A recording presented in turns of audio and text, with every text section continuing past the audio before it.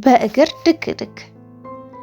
የእግር መንገዳችን አድክሞን ከሐይቅ ዳርቻ ያገኘነውን አግዳሚ የድንጋይ ወንበር ላይ አረፋልን። ፀሐይ እየጠለቀች ነበር። ምን ላወራት እንደነበረ እንጃ ብቻ ዞሬ ማህደረን አየኋት። ያ ምስለዋ ዘላለማዊ ትውስታዬ ሆኖ በውስጤ ታተመ። ያ የምሽት ጀንበር ያረፈበት ፀጉሯ በነፋስ በቀስታ እየተተራመሰ ተበታትኖ ፊቷን ከበባት። ወርቃማዋ የምሽት ጀንበር እንደ ቲያትር ቤት መብራት ማህደረ ጠይም ፊት ላይ ብቻ ያበራች መሰለኝ። ፊቷ ከነተከበበ ውብ ፀጉሯ ሲታይ በጥቁር ሐር የተከበበ የወርቅ እንቁላል ይመስል ነበር። ከንፈሯ ጠብ ሊል የተንጠለጠለ ውብ ጤዛ። ጀንበር እዚያ አድማስ ላይ ሳይሆን ፊቷ ላይ የምትጠልቅ ነበር የምመስለው። ድምቀቱ በነካው የሚያቃጥል የሚመስል ፍም ጠይምነት። ዓይኔን ሳልነቅል አየኋት። አሻግሬ አድማሱን ተመለከትኩ። ወደ እኔ ዞራ ዓይናችን ሲገጣጠም በአፍረት ፈገግ አለች። ድንገት ለምን አንጠጣም አልኳት። ሐሳቡ ከየት እንደመጣልኝ አላውቅም። እንጠጣ ስልሽ እንስከር ብላ ምን ቸገረኝ በሚል ስሜት ትከሻዋን ወደ ላይ ሰበቀች። ዝም ብዬ አየኋት። ሳቀችና በአፍረት አቀረቀረች። እጄን ትከሻዋ ላይ ጣል አድርጌ በኮንትራት የያዝነውን ሹፌር ጠራሁትና ጥሩ መዝናኛ ቤት እንዲወስደን ጠየቅኩት። አንድ ሰፊ ግቢ ያለው ቪላ የሚመስል ቤት ወሰደን። ወደ ውስጥ ስንገባ አዳራሹ አለባበስና ወዘናቸው ምቹ፣ ኑሯቸው በሚያሳብቅ ወንዶችና ሴቶች ተሞልቷል። ከመድረኩ አንድ ድምፃዊ የጥላሁን ገሰሰን ዘፈን በሙሉ ባንድ ታጅቦ ይዘፍናል። ድባቡ ደስ የሚል ነበር። ከዚያ የሆነ ነገር ሁሉ እብደት ነበር። ሳናቋርጥ ጠጣን። ተያይዘን ሰፊው መደነሻ ላይ በእነዚያ ለስላሳ ሙዚቃዎች ተወዛወዝን። ጥልቅ የሆነ ዝምታና መተቃቀፍ ውስጥ ሆነን ነበር የምንወዛወዘው። በሰዓቱ እኔ አልሰከርኩም ነበር። ማሂ ግን ትንሽ ሞቅ ያላት ይመስለኛል። አልፎ አልፎ ትንሽ ሚዛኗን እንደ መሳት ያደርጋት ነበር። በዚያ ዝምታ ውስጥ ነፍሴ እነዚያ ባህር ዳርቻ ላይ የነበረ መሸታ ቤቶች ውስጥ ዛናታ ጋር ያሳለፋቸውን ጊዜ ታስባለች። ለምንድን ነው የሄድኩት ሳትለኝ የሄድከው አለች ማህደረ ከንፈሯን ጆሮዬ እስኪነካኝ ተጠግታ። የት? ግራ ገብቶኝ ጠየኳት። ሱዳን፣ ኬንያ፣ እኔ እንጃ አሜሪካ ብዬ የምመልሰው ሳስብ ትወደኝ ነበር አይደል አለች።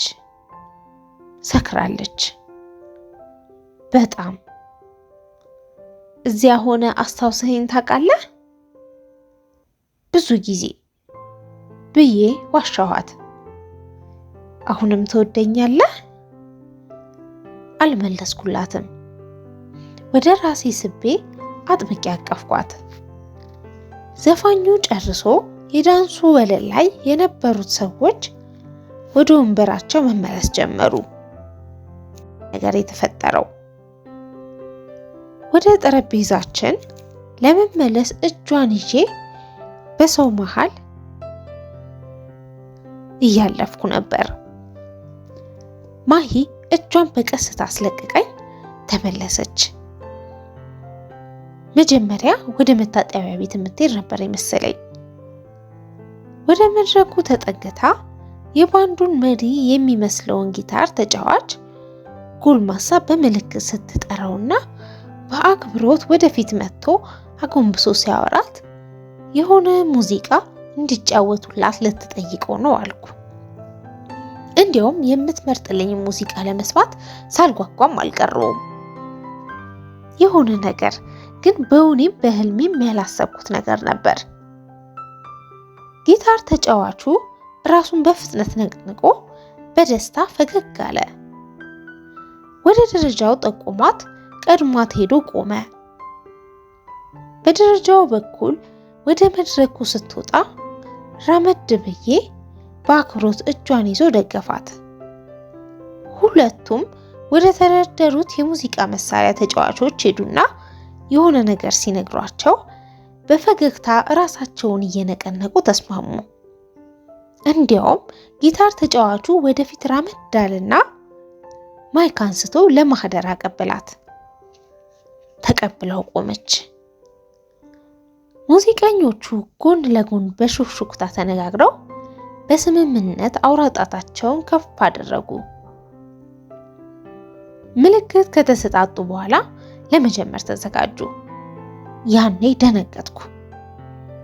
ወደ መድረክ ሮጬ እባካችሁ ትንሽ ሞቅ ብሏት ነው ይቅርታ ለማለት 1-2 ጊዜ እግሬን ካነሳው በኋላ ግራ ገብቶኝ ቆምኩኝ።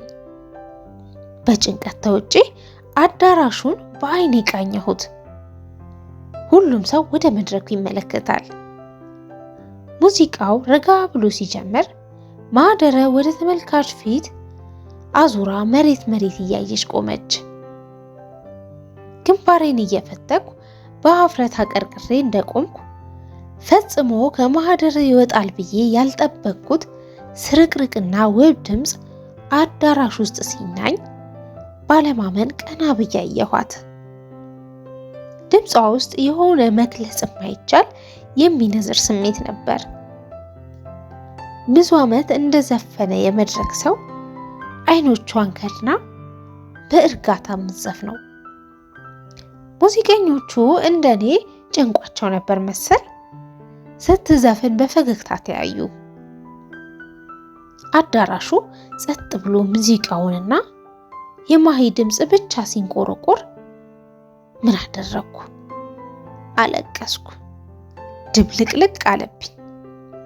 ከዚያን ጊዜ ጀምሮ ያንን ዘፈን ስንት ጊዜ እንደሰማሁት እግዚአብሔር ይወቀው። ደግሞ የወንድ ዘፈን ነው እኮ። ተሾመ አሰግድ የተባለ አንጋፋ ድምፃዊ የድሮ ዘፈን። ከዚያ በፊት በሴት ሲዘፈን አልሰማሁም።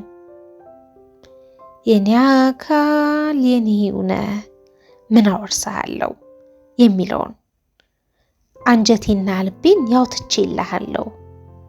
በሐሳብ በረሃ ብቃጠል የመውደድ ረሃብ የፍቅር ውሃ ጥም ካንተ ትንፋሽ በቀር በምንም አልቆርጥም። ደምን ባልቋደስ ከወንድም ከእህትህ ካንጀቴ በማዘን ባልሆን እንደናትህ ከኔም ሆድ በፍቅር ተቀምጣል እንደ ቅንነትህ።